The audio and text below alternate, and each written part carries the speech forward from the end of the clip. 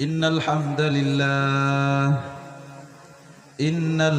لله الأكرم الذي خلق الإنسان وكرم وعلمه من البيان ما لم يعلم فسبحان الذي لا يحصى امتنانه من لسان ولا بالقلم ونشهد أن لا إله إلا الله وحده لا شريك له ونشهد أن سيدنا ومولانا محمدا عبده ورسوله الذي أرسله بالحق بشيرا ونذيرا وداعيا إلى الله بإذنه وسراجا منيرا فقد قال الله تعالى في كلامه المجيد والفرقانه الحميد أعوذ بالله من الشيطان الرجيم بسم الله الرحمن الرحيم إذا زلزلت الأرض زلزالها وأخرجت الأرض أثقالها وقال الإنسان ما لها يومئذ تحدث أخبارها بأن ربك أوحى لها يومئذ يصدر الناس أشتاتا ليروا أعمالهم فمن يعمل مثقال ذرة خيرا يره ومن يعمل مثقال ذرة شرا يره وقال رسول الله صلى الله عليه وسلم من قرأ إذا زلزلت أدلت له بنصف القرآن رواه الترمذي وقال تعالى في شان حبيبه فلا وربك لا يؤمنون حتى يحكموك فيما شجر بينهم ثم لا يجدوا في أنفسهم حرجا مما قضيت ويسلموا تسليما اللهم صل على محمد وعلى آل محمد كما صليت على إبراهيم وعلى آل إبراهيم إنك حميد مجيد اللهم بارك على محمد وعلى آل محمد كما باركت على إبراهيم وعلى آل إبراهيم إنك حميد مجيد الحمد لله দক্ষিণ বালিয়াডাঙ্গা হিলফুল ফজল যুব সংঘ ও বাইতুন নূর জামে মসজিদের উদ্যোগে চতুর্থ বার্ষিক তাফসিরুল কুরআন মাহফিল। উক্ত মাহফিলের সম্মানিত প্রধান বক্তা আমার খুব সম্মানের বড় ভাই হযরত মাওলানা মনোয়ার হোসেন জাফরি, আজকের মাহফিলের আমন্ত্রিত মেহমান মাওলানা আবু ইউসুফ। আমরা সকলে তাকে চিনি কিনা? সবাই চিনি? একটু হা না বলেন। আপনারা কি রাগান্বিত নাকি? নাকি এলাকার বক্তা এজন্যই কথা বলতেছেন না, সব সময় দেখা হয়, তাই নাকি? আমরা মাওলানা আবু ইউসুফকে তো চিনি নাকি? ব্যক্তি হিসেবে কেমন? আলহামদুলিল্লাহ, সবার কাছেই ভালো, একজন গ্রহণযোগ্য ব্যক্তি। আপনারা অবশ্য জানেন যে আমাদের এই খুলনা 1 আসনের উনি হচ্ছেন এমপি প্রার্থী। অন্যান্য দলের যেগুলো দাঁড়ায়, এক দল গেছে, আমরা সবাই জানি কেমন ছিল তারা, আবার ক্ষমতা পায়নি আর এক দল কিন্তু চাটাচাটি শুরু করছে কিনা? আপনারা কি এমন একজন চাটাচাটিয়ালা লোক দেবেন নাকি একজন সৎ যোগ্য লোক দেবেন? আমরা সবাই দল মত নির্বিশেষে আমাদের যে পবিত্র আমানত, আগের হুজুর বলল পবিত্র যে আমানত ভোটটা, এটা আমরা অবশ্যই মাওলানা আবু ইউসুফের পক্ষে দেব। কারণ একটা ভোট এইটাও আপনার জান্নাত এবং জাহান্নামে যাওয়ার কারণ হয়ে যেতে পারে। কি মনে করেন আপনি?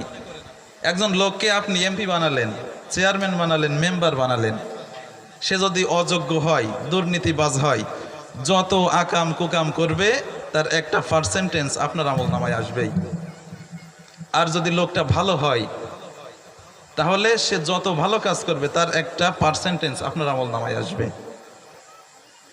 তাহলে যে কয়জন দাঁড়াবে আমরা অনুমান করতে পারতেছি, তার ভিতরে আমি মনে করি যে মাওলানা আবু ইউসুফ 1 নম্বর যোগ্য। যেমন তার শিক্ষার ভার, তেমনি লোক হিসেবেও যোগ্য, সৎ লোক। হয়তো আপনারা একমত হবেন, আপনারা চেষ্টা করবেন যে যেন আমাদের এই খুলনা 1 আসনে আমরা তাকে জয়যুক্ত করতে পারি। তাহলে দেখতে পাবেন যে ইসলামী রাষ্ট্র যদি হয়, কোরআন দিয়ে যদি রাষ্ট্র চলে, সেই সমাজে সেই দেশে কেমন শান্তি হয়। আল্লাহ পাক বলতেছেন, ওয়ালাউ আন্না আহলাল কুরা আমানু ওয়াত্তাকাউ লাফাতাহনা। আল্লাহ পাক বলতেছেন, যদি কোনো জনপদের লোকরা আমাকে ভয় করে, ঈমান আনে আর আমাকে ভয় করার নীতি অবলম্বন করে, তাহলে আমি তাদের জন্য আসমান এবং জমিনের সমস্ত বরকতের দরজা খুলে দেব। সুবহানাল্লাহ বলবেন না? তাহলে আমরা এমন একজনকে দেব যিনি সব দিক দিয়ে যোগ্য। রাজি আছেন তো ইনশাআল্লাহ? আজকের মাহফিলের সম্মানিত সভাপতি আমার আর এক বড় ভাই মাওলানা মোহাম্মদ ইমদাদুল হক, আমার সামনে বসা আল্লাহর বান্দারা, পর্দার আড়ালের মা এবং বোনেরা এবং সম্মানিত এলাকাবাসী, আমি আমার অন্তরের স্থল থেকে দ্বিতীয়বার সালাম প্রেরণ করছি। আসসালামু আলাইকুম ওয়া রাহমাতুল্লাহ। সালাম দেওয়া কি সুন্নাত আর জবাব দেওয়া ওয়াজিব। আপনারা একটু ক্লাসের মতন একটু হা না বলবেন, তাহলে বোঝা যায় যে আমি আপনাদের সামনে বলতেছি। আর যদি আপনারা চুপ করেই থাকেন তাহলে মনে হবে যে টুটপড়া কবরস্থানের সামনে এসে বলতেছি। কবরস্থান যেন না হয়ে যায়, একটু চেষ্টা করবেন হা না বলার জন্য, ঠিক আছে? কোটি কোটি শুকরিয়া মহান আল্লাহ রাব্বুল আলামিনের দরবারে, যিনি আমাদেরকে এই প্রতিকূল আবহাওয়ার ভিতরেও, আজকের আবহাওয়াটা কত সুন্দর দেখছেন, অথচ গতকালকের আবহাওয়াটাও খারাপ ছিল, যে আল্লাহ পাক এত সুন্দর ব্যবস্থা করে দিলেন, তার দরবারে শুকরিয়া জ্ঞাপন করি, দিল থেকে বলি আলহামদুলিল্লাহ। দরুদ এবং সালাম আমাদের নেতার প্রতি, যাকে আল্লাহ রাব্বুল আলামিন সমস্ত বিশ্ববাসীর জন্য নেতা করে পাঠিয়েছেন। সংক্ষেপে তার উপরে দরুদ পড়ি, বলি সাল্লাল্লাহু আলাইহি ওয়াসাল্লাম।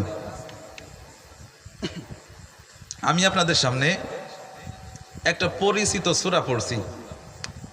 এই সূরাটা অনেকেরই জানা আছে, অনেকের মুখস্থ আছে।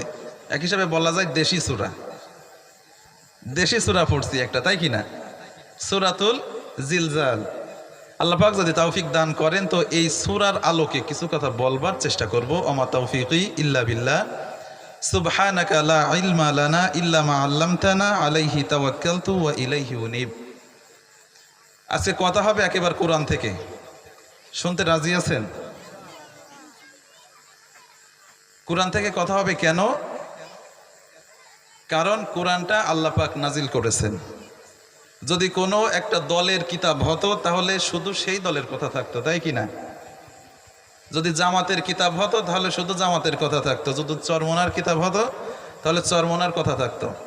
কিন্তু এটা এমন একটা কিতাব, আল্লাহ রাব্বুল আলামিন বলছেন হাদা বায়ানুল লিন্নাস, আমি এইটা নাজিল করেছি সব মানুষের জন্য, শুধু মুসলমান না, শুধু ইমানদার না, মানুষ যে দাবি করে, যে নিজেকে মানুষ মনে করে, আল্লাহ পাক বলতেছেন কোরআন তার জন্যে। আর যে নিজেকে অমানুষ মনে করে, কোরআন তার জন্যে না। আমরা কি মানুষ? তো সবাই মানুষ, একটু হাত তোলেন তো। ইনশাআল্লাহ কথা হবে কোরআন থেকে। কেন কথা হবে কোরআন থেকে? এই কোরআনের ভিতরে কোনো ভুল নেই। আছে? পৃথিবীতে দেখবেন যত বই আছে, প্রত্যেক বইয়ের প্রথমেই পাঠকের লেখা থাকে যে আমার এই বইয়ের ভিতরে কোনো ভুল ত্রুটি হলেও হতে পারে, যদি কারোর চোখে ধরা পড়ে জানিয়ে দিবেন, পরবর্তীতে সংশোধন করা হবে, তাই কি না? নাকি কেউ বলে যে আমি এই যে একটা বই লিখছি এর ভিতরে কোনো ভুল নেই, কোনো বাপের বেটা ভুল ধরতে পারবে না, এরকম কেউ লেখে না। কিন্তু এই কোরআনে আল্লাহ পাক লিখে দিয়েছেন। একেবারে প্রথমেই যদি আপনি খোলেন সূরা ফাতিহার পরে আল্লাহ রাব্বুল আলামিন সুন্দর করে বলতেছেন, যালিকাল কিতাবু লা রাইবা ফি। আল্লাহ রাব্বুল আলামিন বলেন এটা এমন একটা কিতাব যার ভিতরে ভুল তো দূরের কথা, কোনো সন্দেহ নাই। কোরআনের ভিতরে ভুল তো দূরের কথা, কোনো সন্দেহ নাই। এটা যে আল্লাহর পক্ষ থেকে নাজিল হয়েছে এ ব্যাপারে কোনো সন্দেহ আছে?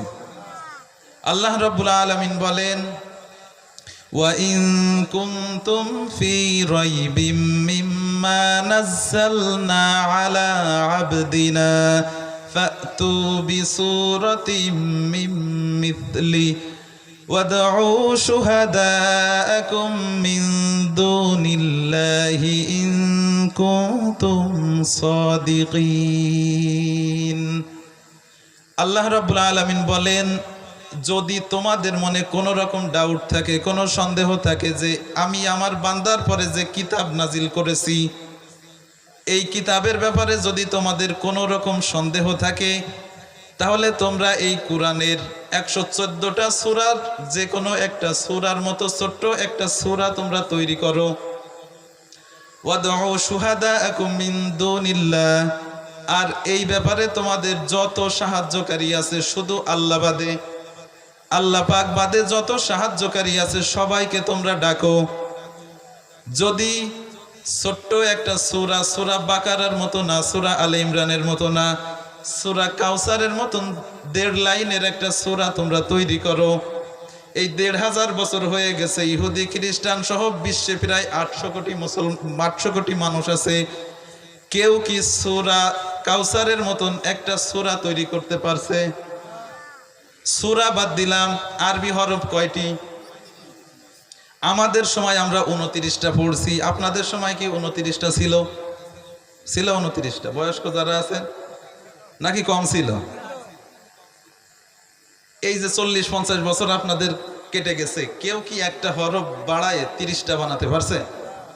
তাহলে আল্লাহ পাক যে কিতাব আমাদেরকে দিয়েছেন একটা হরফও আর কেউ বানাতে পারেননি। এই জন্য কথা হবে এইটা থেকে। শুনতে রাজি আছেন? কোরআন যদি আমরা মেনে নিই আমাদের লাভ আছে, আর যদি না মানি অসংখ্য ক্ষতি আছে। আল্লাহ রাব্বুল আলামিন বলেন, ইন্নাল্লাযীনা কাযযাবু বিআয়াতিনা ওয়াস্তাকবারু আনহা লা তুফাত্তাহু লাহুম আবওয়াবুস সামাই ওয়া লা ইয়াদখুলুনাল জান্নাহ হাত্তা ইয়ালিজাল জামালু ফি সাম্মিল খিয়াত ওয়া কাযালিকা নাজজিল মুজরিমিন। সূরাতুল আরাফের 40 নম্বর আয়াতে আল্লাহ রাব্বুল আলামিন বলেন, ইন্নাল্লাযীনা কাযযাবু বিআয়াতিনা, নিশ্চয় যারা আমার কোরআনটাকে অস্বীকার করবে, ওয়াস্তাকবারু আনহা, এবং এই কোরআনের সাথে অহংকার করবে। একটু ভালো করে বোঝেন, আল্লাহ পাক কত সুন্দর একটা উদাহরণ দিচ্ছেন। আল্লাহ পাক বলতেছেন, যে ব্যক্তি আমার এই কোরআনটাকে অস্বীকার করবে এবং এর সাথে অহংকার অহমিকা করবে, লা তুফাত্তাহু লাহুম আবওয়াবুস সামাই, আমি তাকে রহমত দান করার জন্য আকাশের দরজাগুলো খুলব না। ওয়ালা ইয়াদখুলুনাল জান্নাহ, এবং সে জান্নাতেও প্রবেশ করতে পারবে না। হাত্তা ইয়ালিজাল জামালু ফি সাম্মিল খিয়াত, যদি একটা সূচের ছিদ্র দিয়ে একটা সূচের পিছনে যে ছিদ্র আছে ওই ছিদ্র দিয়ে একটা উটও চলে যেতে পারে। আল্লাহ পাকের উদাহরণ কত সুন্দর, বুঝতেছেন? আল্লাহ পাক বলতেছেন একটা সূচের ছিদ্র কতটুক, একটা সুতা দিতে গেলে তাই খবর হয়ে যায়। এই জায়গায় যারা আছেন পারবেন না বেশিরভাগ মানুষ। আল্লাহ পাক বলতেছেন একটা সূচের পিছন দিয়ে একটা উটও চলে যেতে পারে, কিন্তু যারা আমার কোরআন অস্বীকার করবে এরা জান্নাতে যেতে পারবে না। তার মানে জান্নাতে যাওয়া আদৌ সম্ভব? সম্ভব না। তাহলে আমরা এই কোরআনটাকেই মেনে নেব। কোরআন দিয়ে আজকের কথা হবে। আল্লাহ রাব্বুল আলামিন আমি যে আয়াত তিলাওয়াত করেছি সূরাতুল জিলজালের ভিতরে কি বলতেছেন আসুন একটু শুনে আসি। আল্লাহ রাব্বুল আলামিন সূরাতুল জিলজালের ভিতরে বলতেছেন ইযা যুলজিলাতিল আরদু জিলজালাহা। আল্লাহ রাব্বুল আলামিন এই যে সূরাটা নাজিল করেছেন এই সূরাটার নাম জিলজাল রাখা হয়েছে এই প্রথম আয়াতের এই জিলজাল শব্দ থেকে। জিলজাল শব্দ থেকে সূরাটার নাম জিলজাল রাখা হয়েছে। জিলজাল মানে কি বলেন তো? জানেন? জিলজাল মানে হচ্ছে ভূমিকম্প। জিলজাল মানে কি? ভূমিকম্প। একটু বোঝেন যে সূরা থেকে আলোচনা হবে ওই সূরা সম্পর্কে আগে জানা দরকার। এজন্যে আমাদের বেশিরভাগ মানুষের জানা আছে, এই সূরাটা মুখস্থ আছে, কিন্তু এর ভিতরে কি আছে আসেন একটু জানি। আমাদের অনেকেরই আছে সানি খুতবার লাস্টে যেটা বলা হয় ইন্নাল্লাহা ইয়া'মুরু বিল আদলি ওয়াল ইহসান ওয়া ইতা'i যিল কুরবা, এটা শুনতে শুনতে অনেকের মুখস্থ, কিন্তু অনেকের অর্থই জানেন না যে কি আছে ওর ভিতরে। এজন্য আজকে ইনশাআল্লাহ অর্থ করে ব্যাখ্যা করে বোঝার চেষ্টা করব যে আল্লাহ পাক এই সূরা জিলজালের ভিতরে কি দিয়েছেন। আপনারা আবার মনে করতে পারেন যে হুজুরে আনিছে এই দেশি সূরা এই নিয়ে আলোচনা, একটু দূরিত্বে করবে আলোচনা, এরকম নিয়ত আছে না কারো? আগে দেখেন ধারে পড়ে কি আছে। এই সূরাটা নাজিলের সময় নিয়ে একটু মতভেদ আছে। কোন কোন মুফাসসির বলেন যে সূরাটা মাদানী, আবার কেউ কেউ বলেন সূরাটা মাক্কি। তবে বেশিরভাগ আলেম এই সূরাটাকে মাদানী সূরা বলেছেন, এমনকি কোরআনেও এটা মাদানী সূরা হিসেবে পরিচিত। তাহলে জিলজাল, সূরা জিলজালের অর্থ কি? ভূমিকম্প, আর এটা মাদানী সূরা। এবার আসুন এই সূরার ফজিলত সম্পর্কে একটু শুনি। আমরা সূরা ইখলাসের ফজিলত জানি, সূরা কাফিরুনের ফজিলত জানি। এই সূরাটার কি ফজিলত আছে? তিরমিজি শরীফের 2893 নম্বর হাদিস আমি তেলাওয়াত করেছি আপনাদের সামনে। বিশ্বনবী সাল্লাল্লাহু আলাইহি ওয়াসাল্লাম বলেন মান ক্বারাআ ইযা যুলজিলাত। বিশ্বনবী সাল্লাল্লাহু আলাইহি ওয়াসাল্লাম বলেন যে ব্যক্তি সূরা জিলজাল পাঠ করবে, যে ব্যক্তি সূরাতুল জিলজাল পাঠ করবে উদিলাত লাহু বিনিসফিল কুরআন। এই সূরা জিলজাল হচ্ছে কোরআনের অর্ধেক। সূরা জিলজাল কি? কোরআনের অর্ধেক, তার মানে 15 পারার সমান। আর সূরা ইখলাস 3 ভাগের 1 ভাগ। তাহলে সূরা ইখলাসের চাইতেও এটা পাওয়ারফুল নাকি? সূরা ইখলাস হচ্ছে 3 বার পড়লে 1 খতম কোরআনের সওয়াব, আর সূরা জিলজাল 2 বার পড়লে 1 খতম কোরআনের সওয়াব। এটা আগে শুনছেন কোনদিন? তিরমিজি শরীফের 2893 নম্বর হাদিস। আল্লাহ নবী বলেন সূরাতুল জিলজাল হচ্ছে কোরআনের অর্ধেক। এই অর্ধেকটা বিভিন্ন ভাবে হতে পারে। হতে পারে যে কোরআনের 15 পারা তিলাওয়াত করলে যে সওয়াব, সূরা জিলজাল পাঠ করলে সেই সওয়াব। হতে পারে যে কোরআনের 15 পারায় অর্থাৎ অর্ধেকের ভিতরে যা আছে আল্লাহ পাক সূরা জিলজালের ভিতরে তাই ঢুকিয়ে দিয়েছেন। কিভাবে অর্ধেক এটা আল্লাহ পাক ভালো জানেন, তবে আল্লাহ নবী এটা বলেছেন। এবার আসুন সূরা জিলজালের শানে নুজুল একটু জানি। শানে নুজুল মানে হচ্ছে নাজিলের কারণ। সূরাটা কেন নাজিল হয়েছে এটা জানার দরকার আছে না নেই? বিশ্বনবী সাল্লাল্লাহু আলাইহি ওয়াসাল্লামের কাছে কাফেররা বিভিন্ন সময় বিভিন্ন রকম প্রশ্ন করত। বিশ্বনবী বলতেন যে অবশ্যই এই দুনিয়া শেষ হওয়ার পরে একদিন কিয়ামত হবে। কাফেররা জিজ্ঞাসা করত ইয়া রাসূলুল্লাহ সেই কিয়ামত কবে হবে? আপনি তো শুধু বলেন যে কিয়ামত হবে, আমাদেরকে একটু নির্দিষ্ট করে বলেন যে এই কিয়ামত কবে হবে। কাফেররা বলতো ইয়াসআলু আইয়ানা ইয়াউমুল কিয়ামা, হে নবী আপনি আমাদেরকে একটু ক্লিয়ারলি বলেন যে এই কিয়ামত কবে হবে। আল্লাহ রাব্বুল আলামিন এই কাফেরদের প্রশ্নের জবাবে সূরাতুল জিলজাল নাজিল করেছেন। মুফাসসিরগণ বলেন সূরা জিলজালের শেষ দুইটা আয়াত, এই দুইটা আয়াত আল্লাহ রাব্বুল আলামিন বলেছেন যে যে ব্যক্তি বিন্দু পরিমাণ অণু পরিমাণ ভালো কাজ করবে আমি তাকে কিয়ামতের দিন সেটা দেখাই দেব, যে ব্যক্তি বিন্দু পরিমাণ খারাপ কাজ করবে আমি সেটাও তাকে দেখাই দেব। বিশ্বনবী সাল্লাল্লাহু আলাইহি ওয়াসাল্লামের জামানায় কিছু লোক ছোট গুনাহকে গুনাহ মনে করতো না, আর ছোট নেকিকে নেকি মনে করতো না। তাদের সম্পর্কে এই শেষের দুইটা আয়াত নাজিল হয়। আমি সূরাতুল জিলজালের এই দুইটা শানে নজর পেয়েছি। এবার আসুন সূরা জিলজালের ভিতরে আল্লাহ রাব্বুল আলামিন কি বলতে চাচ্ছেন আমাদেরকে। আল্লাহ রাব্বুল আলামিন বলেন ইযা যুলজিলাতিল আরদু জিলজালাহা। আল্লাহ রাব্বুল আলামিন বলেন কিয়ামত সেই দিন হবে যেদিন বিশাল কম্পনে পৃথিবীটাকে প্রকম্পিত করা হবে, বিশাল ঝাঁকি দিয়ে পৃথিবীটাকে ঝাঁকুনি দেওয়া হবে। কি হবে? বিশাল ভূমিকম্প হবে সেদিন। কেমন ভূমিকম্প হবে এটা আল্লাহ পাক ভালো জানেন। আমাদের এই পৃথিবীতে সবচেয়ে বড় ভূমিকম্প যেটা হয়েছিল সেটা হচ্ছে চীনের দক্ষিণ অঞ্চলে ভালদিভিয়া নামক স্থানে। একটু খেয়াল করেন, যেটার মাত্রা ছিল 9.5,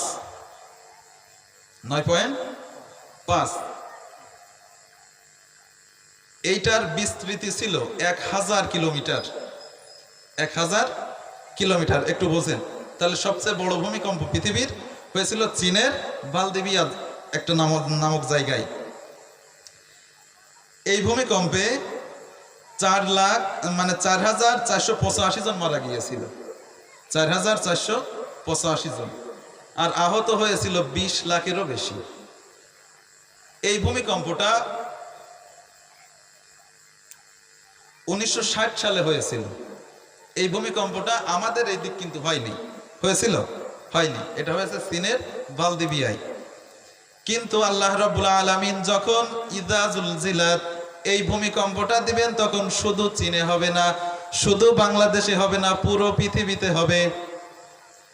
এই জিলজাল যখন হবে তখন আল্লাহ রাব্বুল আলামিন পুরো পৃথিবীতে এই জিলজালটা দিবেন। বিজ্ঞান বলতেছে যে আল্লাহ রাব্বুল আলামিনের এই পৃথিবী ধ্বংস করার জন্য পৃথিবীকে ঝাঁকি দেওয়ার কোনো প্রয়োজন পড়বে না। আমরা সকলেই জানি যে পৃথিবী ঘুরতেছে কিনা। ওয়া কুল্লুম ফি ফালাকি ইয়াসবাহুন। আল্লাহ রাব্বুল আলামিন বলেন প্রত্যেকে তার নিজ নিজ জায়গায় ঘুরতেছে।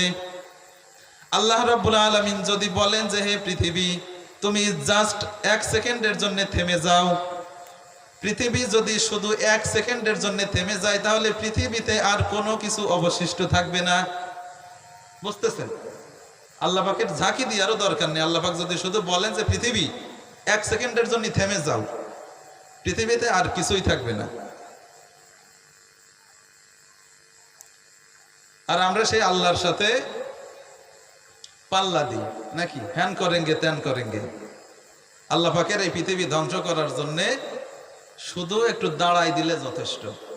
আমাদের যাদের মোটরসাইকেল আছে খুব গতিতে যখন থাকে, হঠাৎ যদি কিছু এক জায়গায় যে লাগে অথবা আপনি জোরে ব্রেক করেন, পড়ে যাওয়ার সম্ভাবনা আছে না নেই? পৃথিবী প্রবল বেগে ঘুরতেছে। যদি আল্লাহ পাক শুধু 1 সেকেন্ডের জন্য শুধু থামাই দেন পৃথিবী শেষ হয়ে যাবে। এবার আসুন ভূমিকম্প কেন হয়, আমি এটা বলে আলোচনার দিক যাব। ভূমিকম্প হওয়ার কয়েকটা কারণ আছে। বিশ্বনবী বলেন সমাজে বা দেশে যখন কিছু অপরাধ চালু হয়ে যায় তখন ওই জায়গায় ভূমিকম্প হয়। এই অপরাধের ভিতরে 1 নাম্বার হচ্ছে মদ পান, নেশা জাতীয় বস্তু। বলেন তো আমাদের দেশে ভালো মানুষ বেশি না নেশাখোর বেশি? নেশাখোর বেশি না? বুড়ো যারা আছে তাদের পানের নেশা, ইয়াং যারা আছে তাদের বিড়ির নেশা, কারোর আছে গুলের নেশা। আলেম আলেম মানুষ, বক্তা মানুষ, তারও পানের নেশা। জর্দা দিয়ে পান না খাইলে তার মাথা ঠিক থাকে না। তাহলে এইরকম নেশা কর। আল্লাহ পাক বলতেছেন যে সমাজে নেশা বেড়ে যাবে, মদ পান বেড়ে যাবে, ওই জায়গায় ভূমিকম্প হবে। দ্বিতীয় নাম্বার হচ্ছে জিনা যখন বেড়ে যাবে। বলেন তো আমাদের সমাজে জিনা বেশি নাকি জিনা বেশি? কি মনে করতেছেন আপনি? ছেলে মেয়েরা একজন আর একজনের সাথে সম্পর্ক করতেছে। খুলনায় কয়েকটা পার্ক আছে, তার ভিতরে ঘাটে একটা হয়েছে। মাঝে আমি গেছিলাম ব্রিজে কি একটা কাজে, দেখি যে জোড়ে জোড়ে ঢুকতেছে ওই পার্কের ভিতরে, জোড়ে জোড়ে রাতের বেলায়। যে জায়গায় পরপুরুষের সাথে কথা বলাও জায়েজ নেই, সে জায়গায় হাত ধরে ঢুকতেছে ওর ভিতরে। ওরা তো যায় ওই জায়গায় তাহাজ্জুদ পড়বে নাকি? কি করবে? যায় জানা তাই করবে। আল্লাহ নবী বলেন যে সমাজে জিনা বেড়ে যাবে, ওই সমাজে ভূমিকম্প আসে। দেখেন জিনা বাড়ার আর একটা জিনিস আমি আগের দিন পড়তেছিলাম, আমরা অনেকেই আছি, এটা জেনে নেন, আমরা অনেকেই আছি যে তালাকের ব্যাপারটা জানি না। আপনি যদি আপনার স্ত্রীকে তালাক দেব এই কথাও বলেন, তাও এক তালাক হয়ে যাবে।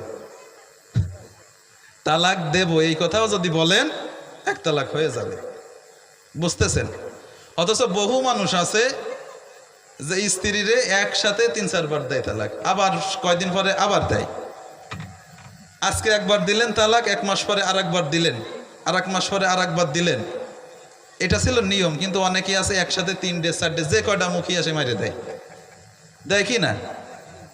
হযরত ওমরের জামানায় ওরকম একজন তার স্ত্রীকে তালাক দিছে 101টা।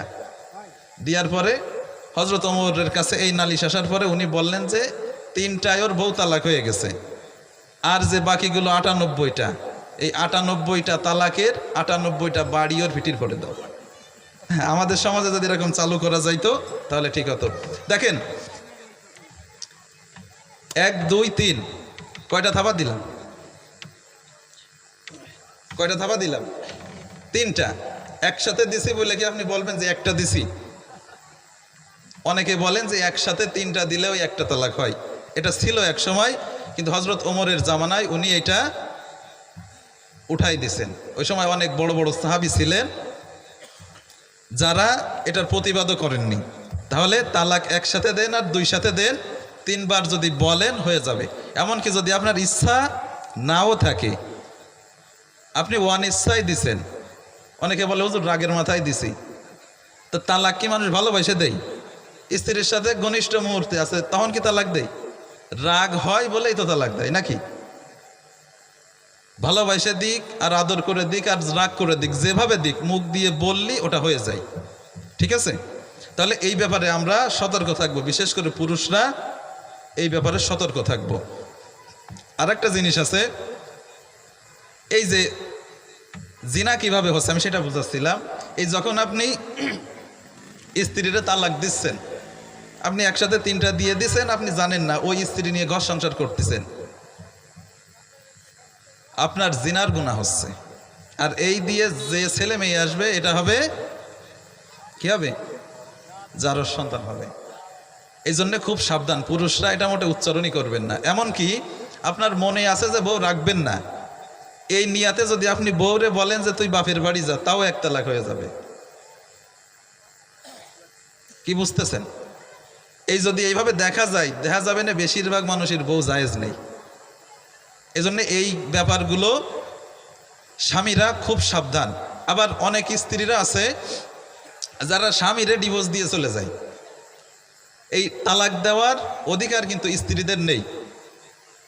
স্বামী যদি না ছাড়ে, স্ত্রী 100 বার তালাক দিলেও তালাক হবে না।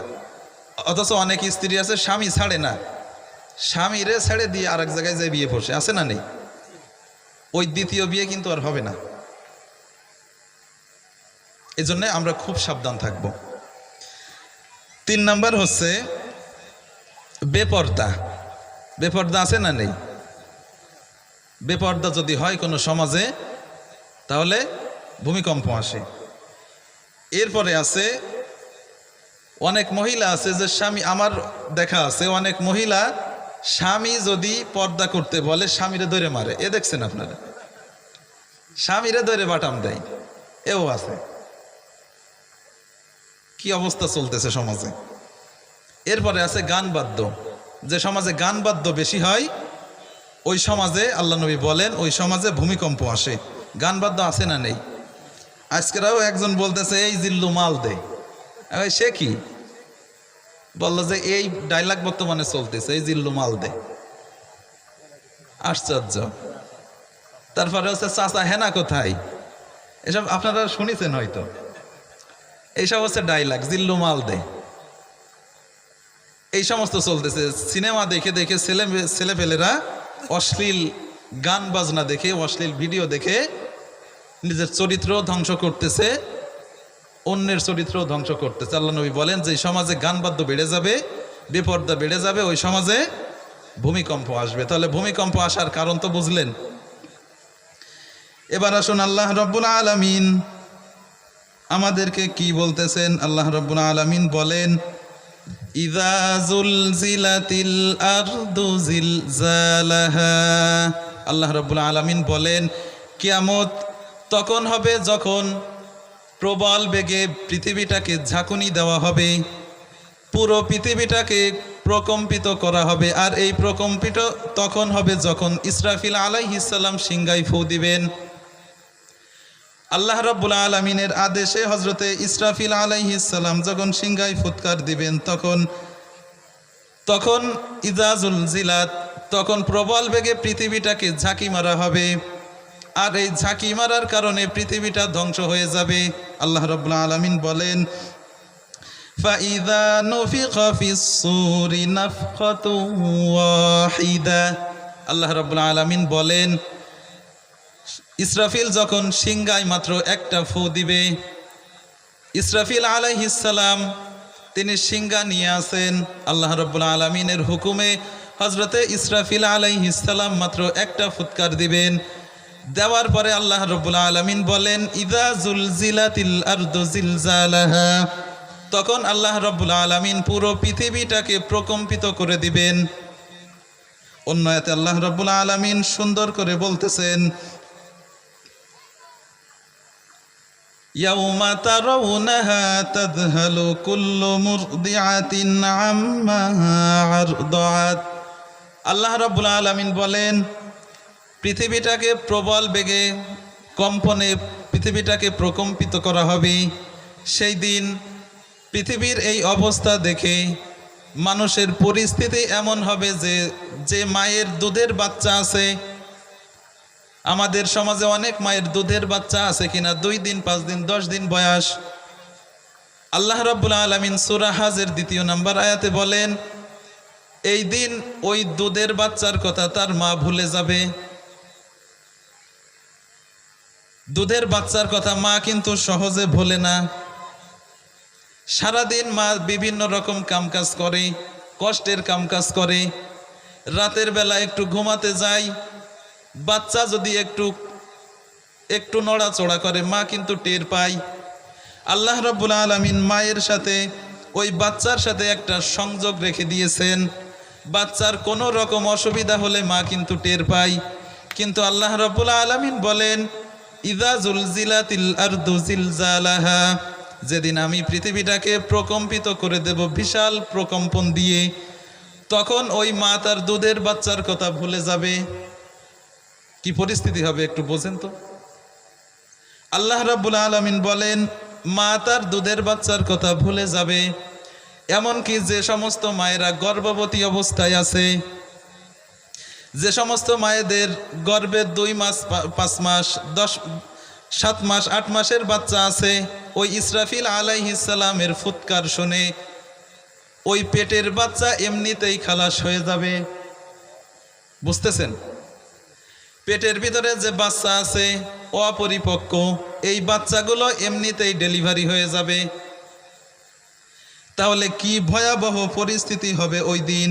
আল্লাহ রাব্বুল আলামিন অন্য আয়াতে বলেন فإذا برق البصر وخسف القمر وجمع الشمس والقمر আল্লাহ রাব্বুল আলামিন বলেন যখন ইযা জুলজিলাতিল আরদু জিলজালাহা আল্লাহ রাব্বুল আলামিন প্রবল বেগে পৃথিবীটাকে ঝাঁকুনি মারবেন তখন মানুষের দৃষ্টি সংকুচিত হয়ে যাবে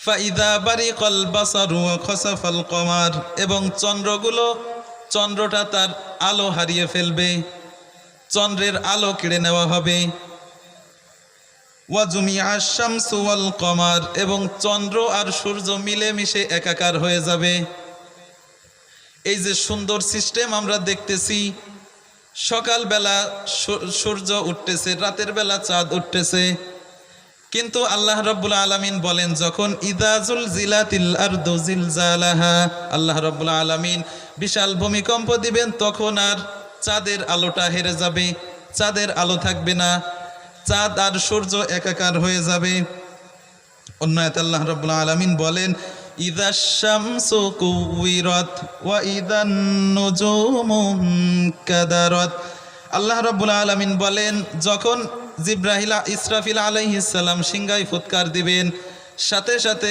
জুলজিলাতিল আরদু জিলজালাহা সাথে সাথে পৃথিবীতে বিশাল ভূমিকম্প হয়ে যাবে এবং সেই সাথে সাথে ইযা শামসু কুওয়িরাত সূর্যটা তার আলো হারিয়ে ফেলবে সূর্যের আলোটা কেড়ে নেওয়া হবে যার কারণে পুরো পৃথিবীতে অন্ধকার হয়ে যাবে ওয়া ইদান নুজুমুন কাদারাত এবং তারকাগুলো খসে খসে পড়তে থাকবে সেই দিন তারকাগুলো একটার পরে একটা দুনিয়াতে পড়তে থাকবে ওয়া ইদাল জিবালু সুয়্যিরাত এবং পাহাড়গুলোকে চলমান করে দেওয়া হবে পাহাড়গুলোকে উড়িয়ে দেওয়া হবে ধুলাবালির মতো উড়তে থাকবে কি পরিস্থিতি হবে তখন একটু চিন্তা করেন পাহাড়গুলোকে ভূমিকম্পে ধুলাবালির মতো উড়িয়ে দেওয়া হবে ধুলা যেমন বাতাসে একদিক থেকে আরেক দিকে যেতে থাকে আল্লাহ রাব্বুল আলামিনের হুকুমে সেই দিন পাহাড়গুলো এদিক থেকে ওদিক বাতাসে উড়তে থাকবে অন্য আয়াতে আল্লাহ রাব্বুল আলামিন বলেন ইযাস সামাউ ফাতারাত যখন আল্লাহ রাব্বুল আলামিন হযরতে ইসরাফিল আলাইহিস সালামকে সিংহায় ফুৎকার দিতে বলবেন তখন ইযা জুলজিলাতিল আরদু জিলজালাহা তখন পৃথিবীটাকে প্রবল বেগে কম্পিত করা হবে আর সেই দিন ইযাস সামাউ ফাতারাত আকাশটা ফেটে চৌচির হয়ে যাবে আকাশটা ফেটে চূর্ণ বিচূর্ণ হয়ে যাবে ওয়া ইযাল কাওয়াকিবু তাতারাত এবং নক্ষত্রগুলো একটার পরে একটা খসে পড়তে থাকবে বুঝতেছেন কিছু এই সূরাগুলোতে আল্লাহ রাব্বুল আলামিন কিয়ামতের চিত্রগুলো তুলে ধরেছেন আল্লাহ রাব্বুল আলামিন বলেন যেদিন আমি ইসরাফিলকে সিংহায় ফুৎকার দিতে বলবো সেদিন আসমান খান খান হয়ে যাবে তারকাগুলো একটার পরে একটা খসে পড়তে থাকবে ওয়া ইযাল বিহারু ফুজ্জিরাত এবং সমুদ্রের ভিতরে আগুন প্রজ্বলিত করে দেওয়া হবে সমুদ্রের ভিতরে আগুন জ্বলে যাবে আগুন জ্বললে পানি দিয়ে নিভানো হয় আর পানির উপরে যদি আগুন জ্বলে আপনি নিভাবেন কি দিয়ে আল্লাহ রাব্বুল আলামিন বলেন কিয়ামতের দিন এত ভয়াবহ পরিস্থিতি হয়ে যাবে যখন পানির উপরে আগুন জ্বলতে থাকবে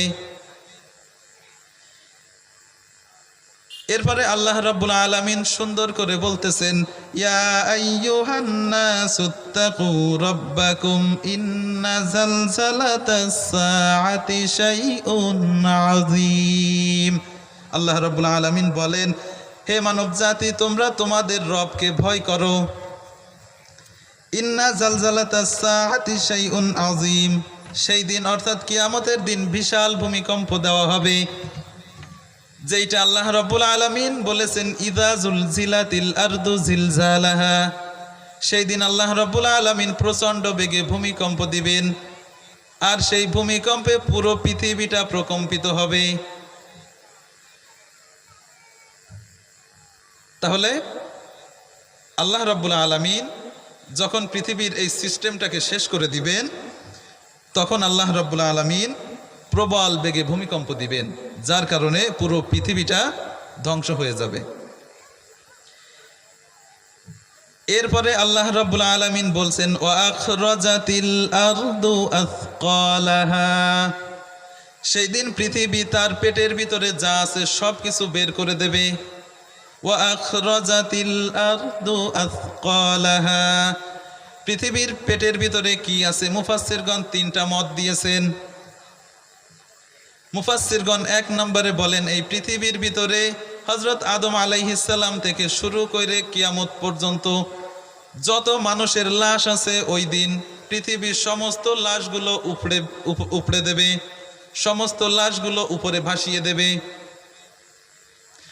দুই নম্বরে মুফাসসিরগণ বলেন পৃথিবীর ভিতরে যত খনিজ সম্পদ আছে, সোনার খনি আছে, তেলের খনি আছে, গ্যাসের খনি আছে, কয়লার খনি আছে, আছে না? গ্যাসের খনি আছে। মুফাসসিরগণ বলেন আল্লাহ রাব্বুল আলামিন বলছেন ওয়া আখরাজাতিল আরদু আথকালাহা, কিয়ামতের দিন পৃথিবী তার পেটের ভিতরে যা কিছু আছে সব কিছু বের করে দেবে। মুফাসসিরগণ বলেন পৃথিবীর পেটের ভিতরে যত রকম খনি আছে সব খনিগুলো উপরে চলে আসবে, সোনা দানা স্তূপ আকারে হয়ে যাবে, বিশাল বিশাল স্তূপ হয়ে যাবে সোনার, তেলের, গ্যাসের, কয়লার, পাথরের বিশাল বিশাল স্তূপ হয়ে যাবে। সেই দিন অনেক মানুষ আফসোস করে বলবে, অনেক মানুষ আছে যে সম্পদের জন্য ভাই ভাইতে গ্যাঞ্জাম করে, এমনও আছে ভাই সম্পদের জন্য ভাইকে হত্যা করে। এই কয়েকদিন আগে দেখতেছিলাম একজন বাবাকে দুইজন সন্তানে হত্যা করেছে সম্পদের জন্যে। সেই দিন এই সমস্ত হত্যাকারীরা আফসোস করবে আর বলবে রব্বুল আলামিন এই সম্পদের জন্য আমি আমার ভাইকে হত্যা করলাম, অথচ আজকে সেই সম্পদ আমাদের সামনে চলে এসেছে, কিন্তু ওই দিন সম্পদ নেওয়ার কোনো আগ্রহ কারোর থাকবে না। ওয়া আখরাজাতিল আরদু আথকালাহা, আল্লাহ রাব্বুল আলামিন বলেন ওই দিন পৃথিবী তার পেটের ভিতরে যা আছে সব কিছু বের করে দেবে। ওই দিন বহু চোর আছে যেই চোরের হাত কাটা হয়। চোরের বিধান কি? চুরি করলে তার বিধান হচ্ছে হাত কাটা।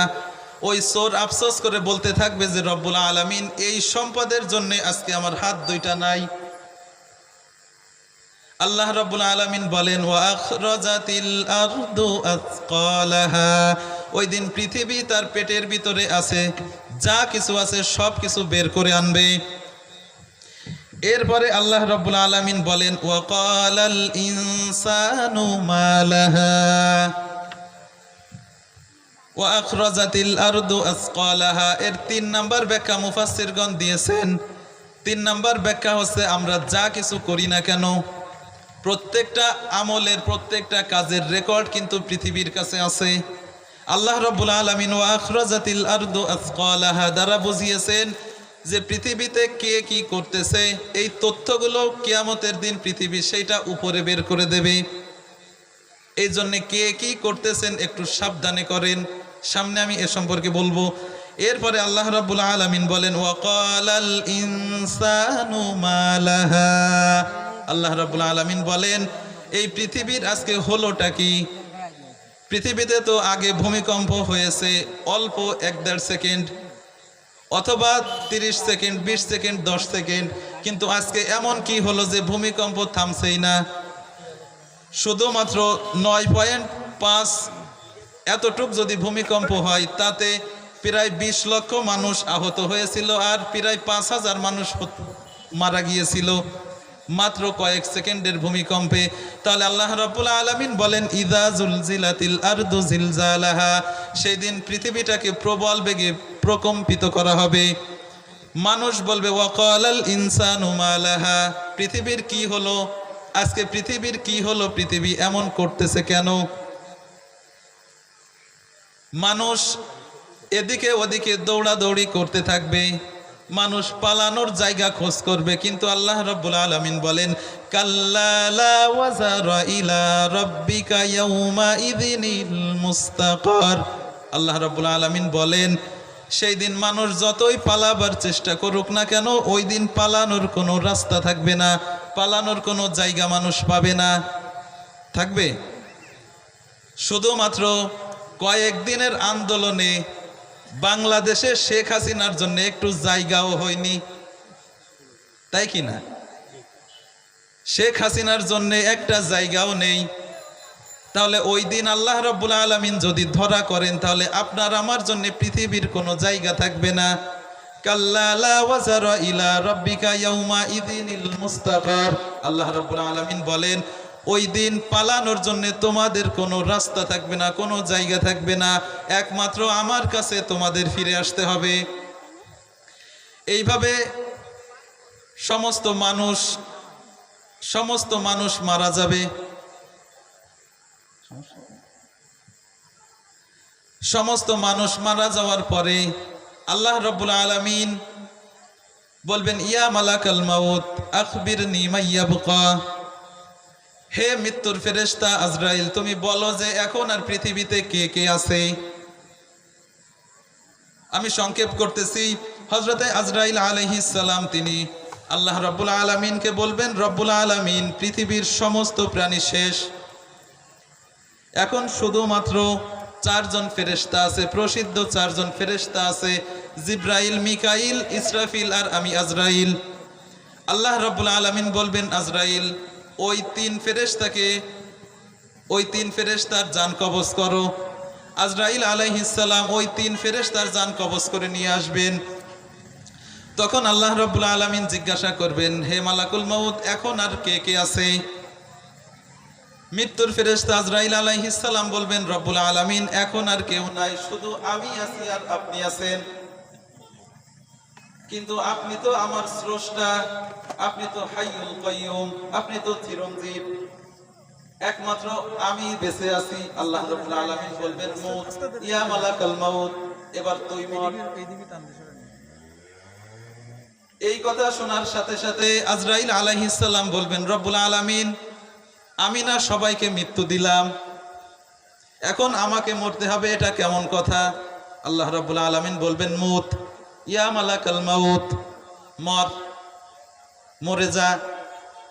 এই কথা শোনার সাথে সাথে আজরাইল আলাইহিস সালামের কাঁপুনি উঠে যাবে। হযরতে আজরাইল আলাইহিস সালাম জান্নাত এবং জাহান্নামের মাঝখানে একটা জায়গায় তিনি চিৎকার দিয়ে নিজের জীবনটা শেষ করে দিবেন। বিশ্বনবী বলেন, যদি ওই সময় পৃথিবীর জীবজন্তু বেঁচে থাকতো, তাহলে ইসরাফিল আলাইহিস সালামের সিংহার ফুৎকার লাগতো না। আজরাইল আলাইহিস সালাম যে জোরে চিৎকার দিতেন, ওই আওয়াজ শুনে পৃথিবীর সবকিছু এমনিতেই মারা যেত। তাহলে কিভাবে চিৎকার দিবেন? এরপরে আল্লাহ রাব্বুল আলামিন, কত বছর কেটে যাবে আল্লাহ রাব্বুল আলামিন ভালো জানেন। আল্লাহ রাব্বুল আলামিন পৃথিবীকে ডাক দিয়ে বলবেন, ইয়া দুনিয়া আইনা আশজারুকি, হে পৃথিবী, তোর উপরে যত গাছপালা ছিল সেই গাছপালা কোথায়?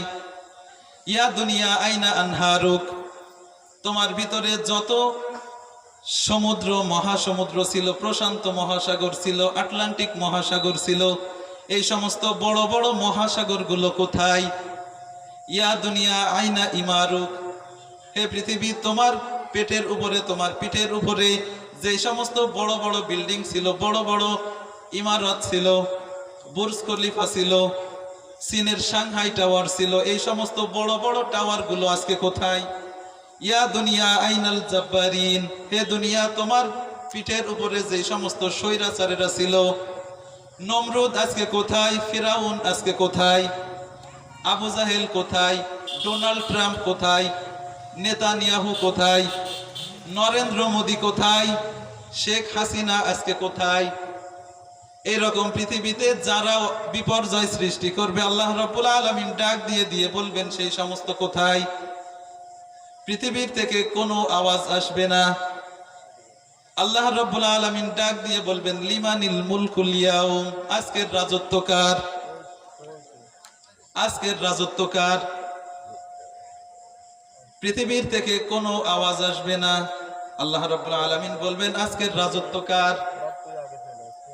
কোনো আওয়াজ না পেয়ে আল্লাহ রাব্বুল আলামিন নিজেই বলবেন, লিল্লাহিল ওয়াহিদিল কাহ্হার, আজকের এই রাজত্ব একমাত্র পরাক্রমশালী আল্লাহ রাব্বুল আলামিনের। আজকে পৃথিবীর কোনো মানুষের রাজত্ব নেই, এইভাবে কত বছর, কত হাজার বছর চলে যাবে আল্লাহ পাক ভালো জানেন। এরপরে আল্লাহ রাব্বুল আলামিন হযরতে ইসরাফিল আলাইহিস সালামকে প্রথমে তৈরি করবেন, পুনরায় ইসরাফিল আলাইহিস সালামকে জীবিত করবেন। করার পরে আল্লাহ রাব্বুল আলামিন বলবেন, ইসরাফিল তোমার দায়িত্ব পালন করো, তোমার যে আরেকটা ফুৎকার বাকি আছে ওই ফুৎকার দাও। তখন হযরতে ইসরাফিল আলাইহিস সালাম সিংহা নিয়ে তার দ্বিতীয় ফুৎকার দিবেন। আল্লাহ রাব্বুল আলামিন যখন দ্বিতীয় ফুৎকারের হুকুম দিবেন তখন সে দ্বিতীয় ফুৎকার দিবে। আল্লাহ রাব্বুল আলামিন বলেন, ইয়াউমাইযিন তুহাদ্দিসু আখবারাহা, সেই দিন পৃথিবীর ভিতরে যা কিছু ঘটেছে সব কিছু পৃথিবী প্রকাশ করে দেবে। পৃথিবীতে কোন জায়গায় কি ঘটেছে এইগুলো সব পৃথিবী বর্ণনা করে দেবে। ফিলখানায় কি ঘটনা ঘটেছিল পৃথিবী সেইটা বর্ণনা করে দেবে। এ দেশের আলেম উলামার সাথে কি ঘটনা ঘটানো হয়েছিল পৃথিবী সেইটা বর্ণনা করে দেবে। ফিলিস্তিনে মুসলমানদের সাথে কি আচরণ করা হচ্ছে পৃথিবী এইটার বর্ণনা দেবে। পৃথিবীর যেই জায়গায় যা কিছু হচ্ছে না কেন পৃথিবী সেইটার বর্ণনা দেবে। কেন দেবে? বিআন্না রাব্বাকা আওহা লাহা, পৃথিবীকে আল্লাহ রাব্বুল আলামিন এইটা বর্ণনা দেওয়ার জন্য নির্দেশ করবেন। আল্লাহ রাব্বুল আলামিন পৃথিবীকে সমস্ত কিছুর বর্ণনা দেওয়ার জন্য নির্দেশ করবেন, তখন পৃথিবীর সব কিছুর বর্ণনা দেবে। পৃথিবীর ভিতরে কত কিছু ঘটেছে কিনা, পৃথিবীর ভিতরে অনেক কিছু ঘটে গেছে, পৃথিবী সেইগুলোর বর্ণনা দিয়ে দেবে। এদেশের আলেম উলামার সাথে কি আচরণ করা হয়েছে, আল্লামা সাইদির সাথে কি আচরণ করা হয়েছে। আল্লামা সাইদি কি কোনো অপরাধী ছিলেন? অথচ তার সাথে কি নির্মম আচরণ করা হয়েছে। মেজর বজলুল হুদা আপনারা শুনছেন হয়তো, তাকে শেখ হাসিনা নিজে পা দিয়ে পাড়ায় জবাই করেছে, শুনেছেন? এটা পৃথিবী এটার বর্ণনা দেবে। শেখ হাসিনার বাপ শেখ মুজিব বঙ্গবন্ধুরে যারা হত্যা করেছিল আমি মনে করি তারা সওয়াবের কাজ করছিল। শেখ হাসিনারে যে তাড়ানো হয়েছে এটা আমি মনে করি সওয়াবের কাজ, তাই কি না? একমত হবেন হয়তো। কিন্তু শেখ মুজিবরে আমাদের কাছে এত ভালো বানানো হয়েছে, ফেরেশতাদের চাইতে মর্যাদা বানানো হয়েছে, নবীদের পর্যায়ে নিয়ে যাওয়া হয়েছে, তাই কি না? আমি বোঝানোর জন্য একটা ঘটনা বলতেছি। শেখ হাসিনা যা ছিল তার চাইতে তার বাপ ডাবল খারাপ ছিল। এটা ইতিহাস হয়তো আপনারা জানেন না। এক এলাকায় একটা চোর ছিল, একটু ভালো করে বোঝেন, যে দৃষ্টান্তটা দিচ্ছি একটু বোঝেন। এক এলাকায় একজন চোর ছিল। এই চোর মানুষের বাসার থেকে খাবার দাবার চুরি করে খেত, মানুষের বাসার থেকে খাবার চুরি করে খেত রাতে। তো এলাকার মানুষ ওই চোরের নির্যাতনে অস্থির, তো কি করবে? তো এই চোর একদিন মারা যাচ্ছে, মারা যাওয়ার সময় তার ছেলেকে ডাক দিয়ে নসিহত করতেছে, বাবা আমি দুনিয়াতে এমন কাজ করেছি মানুষ আমারে খারাপ চোখে দেখে, কেউ আমাকে ভালো বলবে না, তো তুমি আমার জন্য এমন কিছু করবা যেন মানুষ আমাকে ভালো বলে। মানুষ কি বলে? ভালো বলে, একটু বলেন। মানুষ যেন আমাকে ভালো বলে। তা ওই চোর, তার ছেলে ওই চোরকে ওয়াদা দিছে, ঠিক আছে আমি এমন কিছু করব যাতে মানুষ তোমারে ভালো বলে। ওই চোর মারা গেছে। মারা যাওয়ার পরে ওই ছেলে কিন্তু মাথায় আনতে পারতেছে না যে কি করব, কি করে বাবারে ভালো বানানো যায়।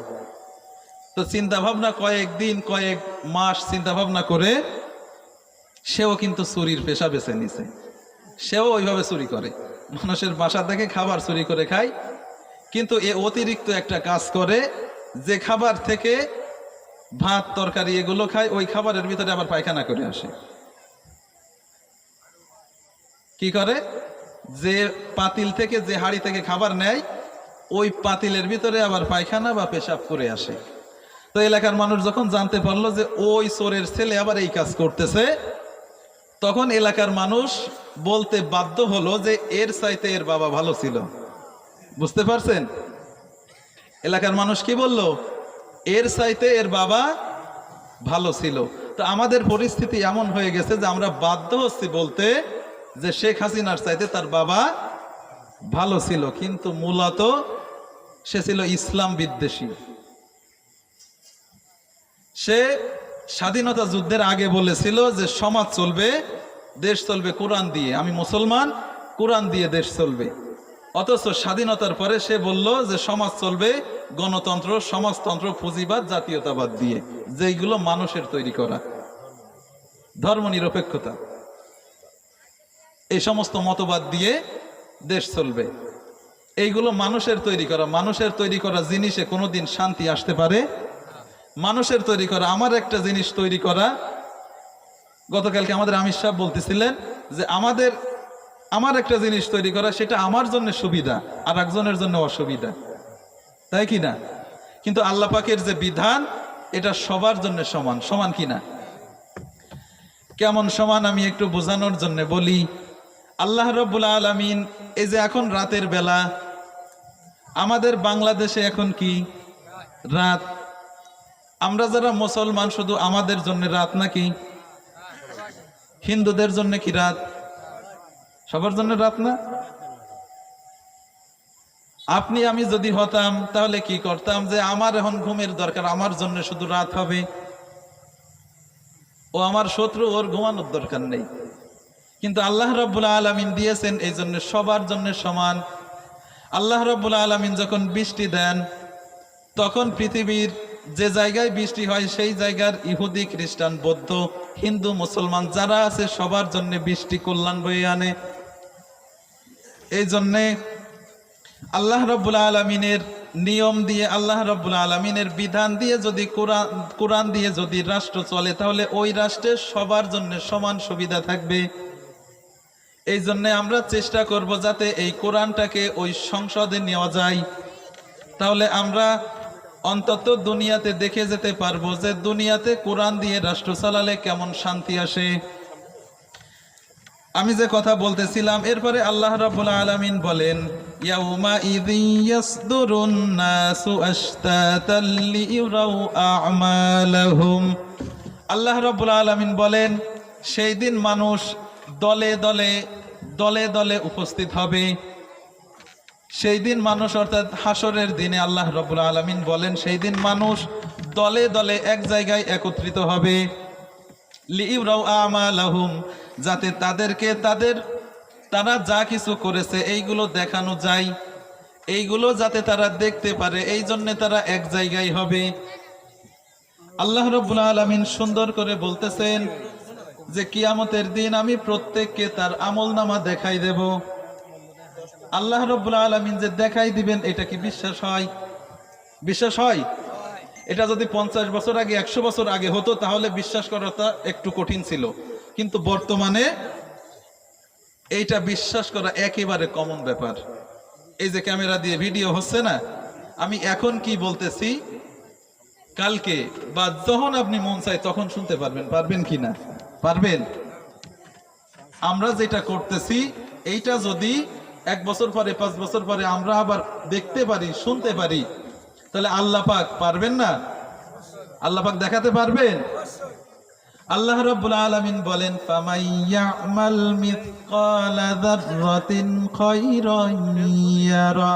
আল্লাহ রাব্বুল আলামিন বলেন, যে ব্যক্তি বিন্দু পরিমাণ, অণু পরিমাণ ভালো কাজ করবে, আমি কিয়ামতের দিন, হাসরের দিনে তাকে সেইটা দেখাই দেব। প্রত্যেকটা মানুষ দেখতে পাবে সে কি করতেছে। আপনি রাতের বেলা কারোর একটা উপকার করলেন, রাতের বেলার ঘটনা তো মনে হয় দেখা যাবে না? যাবে? অনেকেই আছে যে রাতের বেলা ভালো কাজ করে না? এই যে আমাদের আমির সাহেব, উনি রাতের বেলা দাওয়াতি কাজ করতেছেন, প্রত্যেক মানুষের বাড়ি বাড়ি চলে যাচ্ছেন, প্রত্যেকটা জায়গায় চলে যাচ্ছেন। আল্লাহ রাব্বুল আলামিন কিয়ামতের দিন ওই কোটি কোটি মানুষের সামনে দেখাই দিবেন, এই যে মাওলানা আবু ইউসুফ সাহেব রাতের বেলা প্রত্যেক মানুষের বাড়ি বাড়ি গিয়ে ইসলামের দাওয়াত দিয়ে আসতেছেন। আবার ওই দিনে ওয়া মান ইয়া'মাল মিসকালা যাররাতিন শাররান ইয়ারা। আল্লাহ রাব্বুল আলামিন বলেন, যে ব্যক্তি অণু পরিমাণ খারাপ কাজ করবে তাকেও আমি দেখাই দেব। ওইটা আল্লাহ রাব্বুল আলামিন দেখাই দিবেন। ওই যে রাতের বেলায় একজন ভালো মানুষকে পুলিশ দিয়ে ধরিয়ে দিচ্ছে, একটু ফোন দিয়ে কল করে বলে দিচ্ছে যে অমুক জায়গায় আছে, আল্লাহ রাব্বুল আলামিন কিয়ামতের দিন এইগুলো দেখাই দিবেন। অনেক গোপন পাপ আছে যা আমরা করতেছি, যেইগুলো মানুষের সামনে প্রকাশ করলে আমাদের মান সম্মান থাকে না। আল্লাহ রাব্বুল আলামিন সেইগুলো কিয়ামতের দিন দেখাই দিবেন। অবস্থা কেমন হবে? এজন্য আমাদের অবশ্যই ভালো ভালো কাজ করতে হবে। একেবারে ছোট জিনিসও আল্লাহ পাক দেখাই দেবেন, বড় জিনিসও আল্লাহ পাক দেখাই দেবেন, ছোট খারাপ কাজও আল্লাহ পাক দেখাই দেবেন। একটু ফিল করেন, যদি ওই দিন আপনার একটা গোপন গুনাহের ব্যাপার যদি কোটি কোটি মানুষের সামনে আল্লাহ পাক বিশাল স্ক্রিনে দেখাই দেন, কি অবস্থা হবে ওই দিন? প্রেস্টিজ থাকবে? এজন্যে বিশেষ করে আমাদের যে গোপন পাপগুলো আছে এগুলো বর্জন করতে হবে। যাই হোক, আমি আর কথা বলবো না। অনেক সম্মানিত ব্যক্তিদেরকে বসাই রেখে কথা বলা ঠিক হবে না, আমার উস্তাদ সমতুল্য সবাই। এজন্য আমি আমার আলোচনা লম্বা করব না। যে কথাগুলো বললাম, আল্লাহ পাক আমাদের সকলকে আমল করার তৌফিক দান করেন।